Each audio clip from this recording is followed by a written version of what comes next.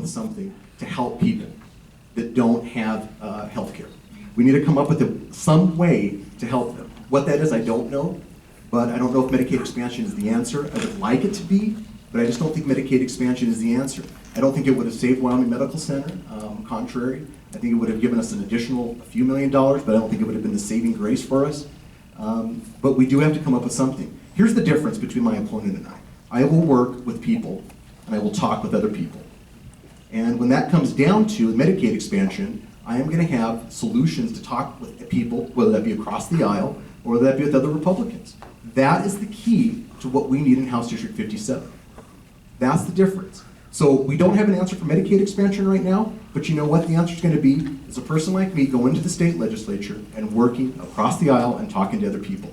That is what we need. We do not need DC dysfunction in the state legislature. Thank you, Mr. Pacheco. So do I get a rebuttal?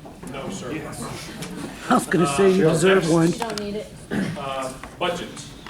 In the budgets, Mr. Pacheco, what will your top priority for state spending be? And if the state should tap into the rainy day fund, what would be your parameters for spending the money? Well, I'm an education guy, and so I believe for us to diversify the economy and to move forward with the economy, I think education has to be one of our top priorities.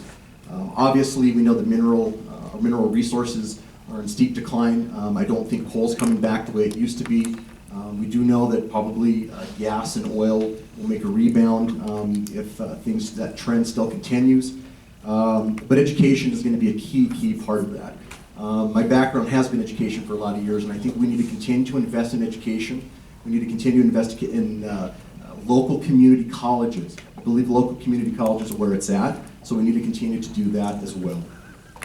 We're going to have to make some tough choices. As far as the budget goes, it's like having a family. My family, I have 4 kids, my wife, we own a house here down over on Ivy Lane. We have to make choices. We have to make decisions. If the budget goes down, we have to make some cuts. That's an important aspect of what happens. People have to realize that there will be budget cuts. That's going to be a very important thing. I really believe what we need to do is we need to have a governor's task force or a legislative task force to go out into the communities and talk to people about what the importance is, what we need is important in the state legislature and what we're spending our money on. We need to go out there, just like we do the 1-cent surveys, we need to go out and we need to talk to those people and we need to find out what is important to you and where do we spend. Thank you, Mr. Can you Mr. repeat the Gray. question, please? Pardon me? Can you repeat the question? If you'd give me a moment, Mr. Gray, I'd be happy to. The budget, what will be your top priority for state spending? And if the state should tap into the rainy day fund, what would be your parameters for spending the money?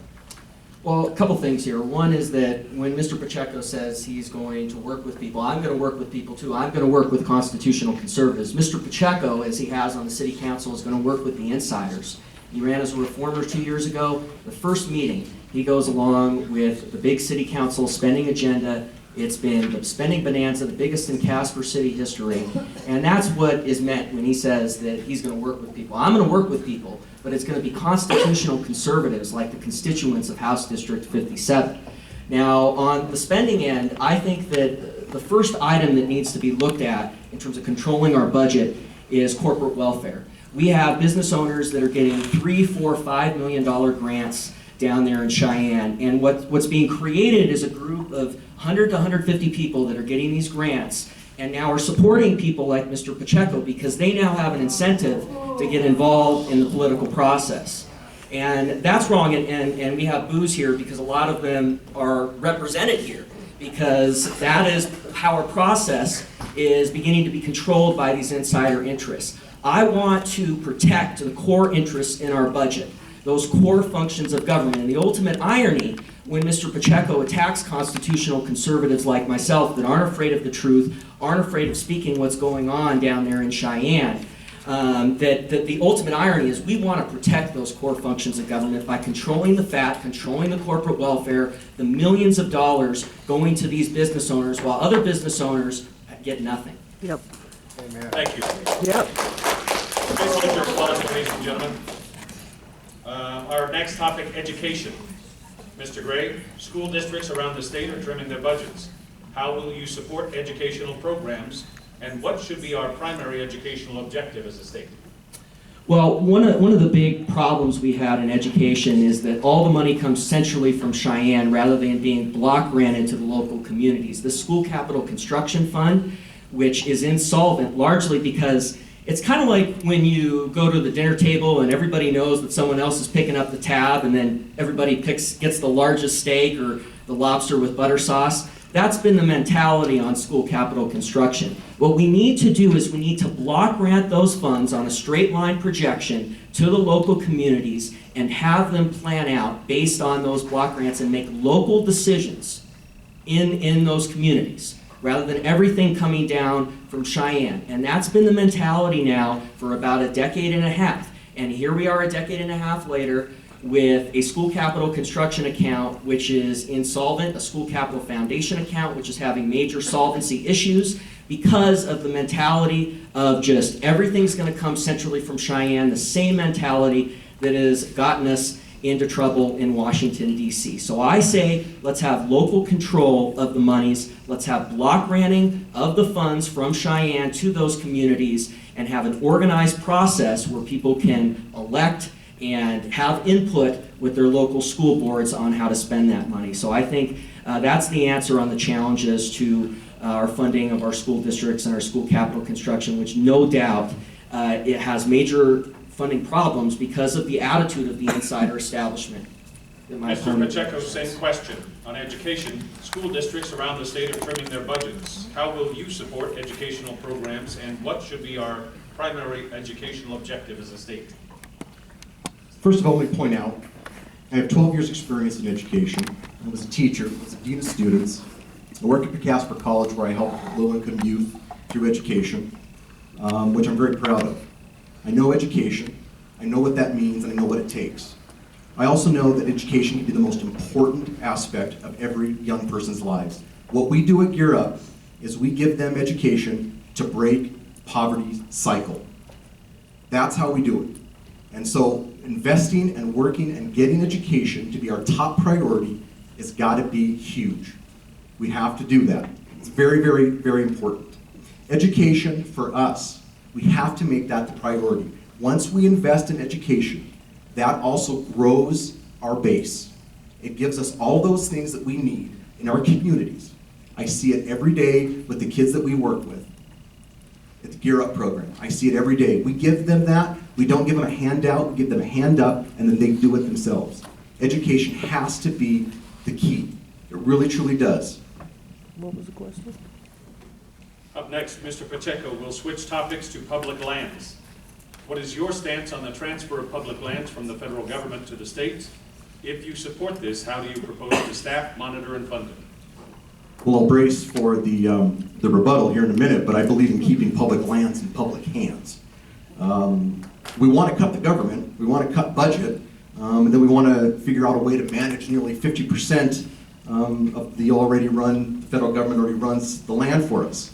We'd have to increase state government in a time when we're cutting.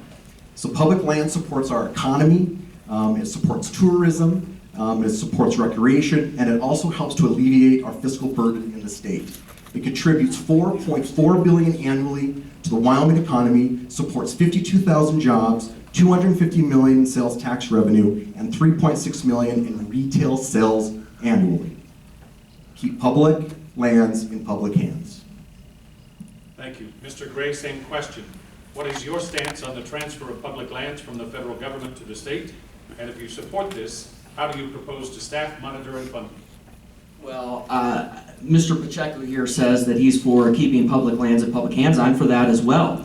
But I am for a orderly transfer based on the rule of law in our state constitution. It was very clear that the lands would be turned over at some point. It does say the title is transferred until it is to be turned over back by the federal government. I believe in the rule of law, and I think it's time that we follow the rule of law and stop this sort of ticky-tack getting around it.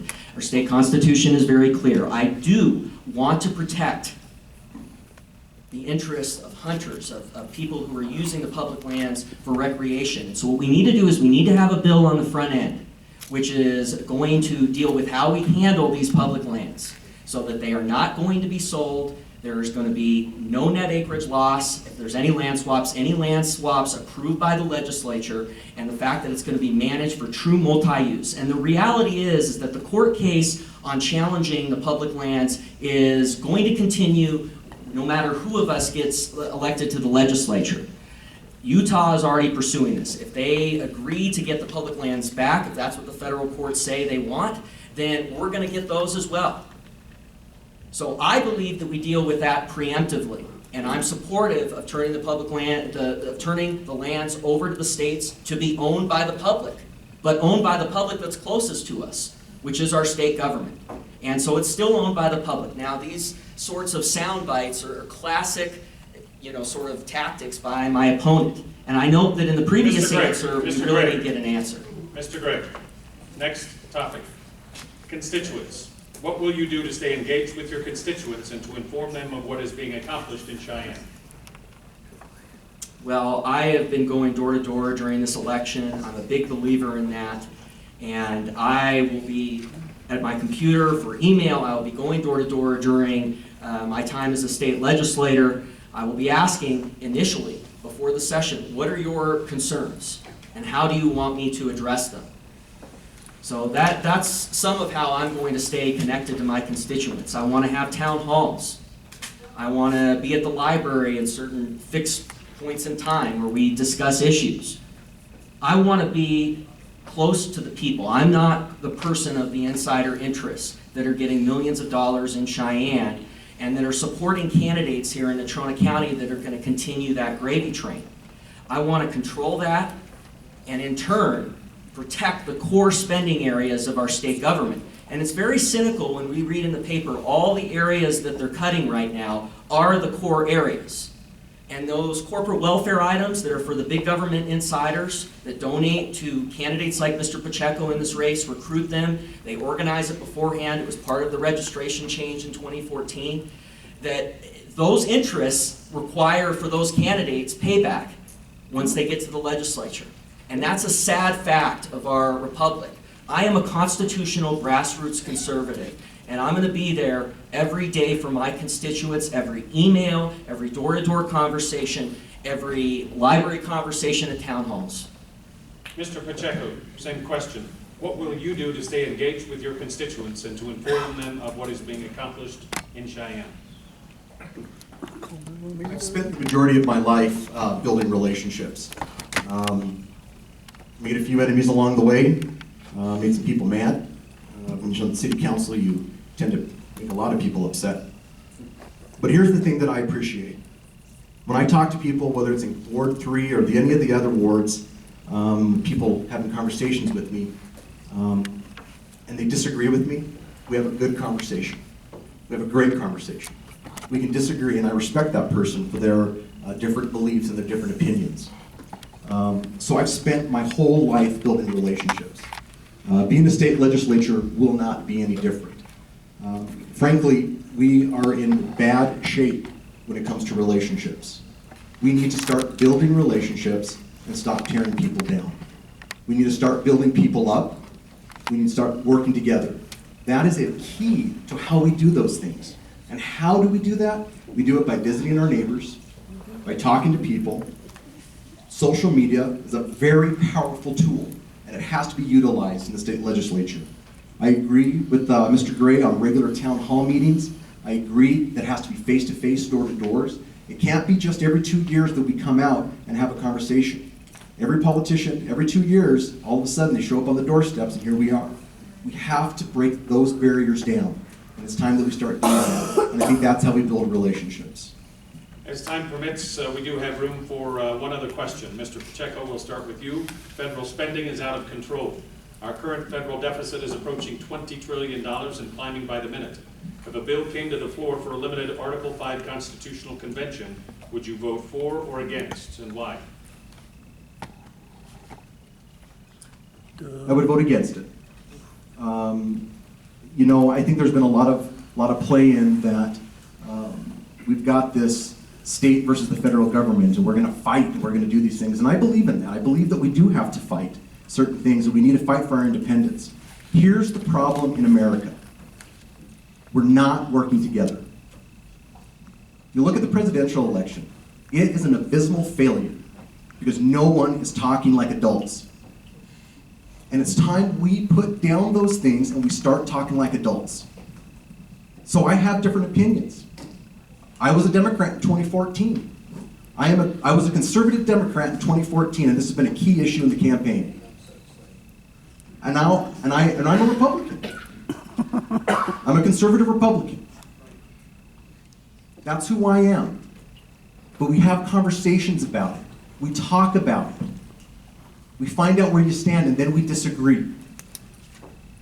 And that at the end of the day, we still go out for a beer afterwards, just the way the Wyoming's supposed to be. Yeah, That is my Wyoming. Mr. Gray, federal spending is out of control. Our current federal deficit is approaching $20 trillion and climbing by the minute. If a bill came to the floor for a limited Article 5 constitutional convention, would you vote for or against, and why? I am opposed to having a Article 5 constitutional process. I think that there is not a trust that this is going to be handled in the way that it's initiated by the states.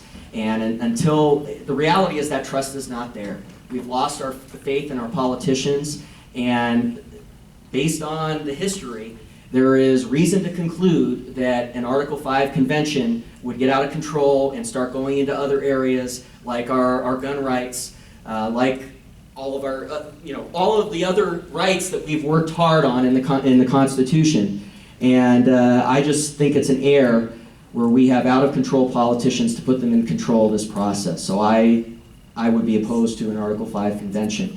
The other thing I would note is that Mr. Pacheco continues to say that he's the candidate lifting everybody up and not tearing anybody down. I have spoken the truth in this campaign, and that's what we need in our politics.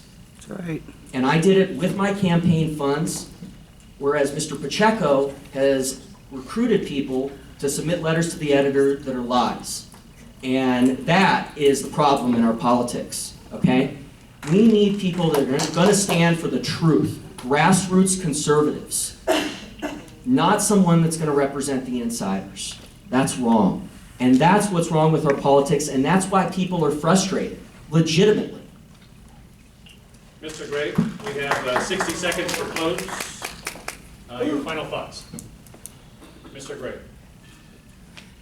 Well, I think that we had some distinctions come out in this last half hour. I think it's very troubling how we saw how some of the answers of my opponent are not real answers on the education question. And this has been a common sort of thread in Mr. Pacheco's career, that he dances around the answers, because that's a common tactic of establishment insider politicians. I'm not going to do that.